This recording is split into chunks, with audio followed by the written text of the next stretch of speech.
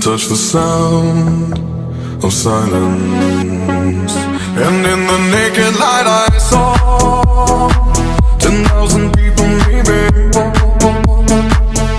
People talking without speaking, people hearing without listening, people writing songs that voices never share.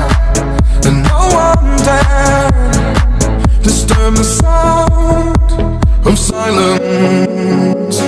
Fool said, you do not know. Silence like a cancer grows. Hear my words and I might teach you.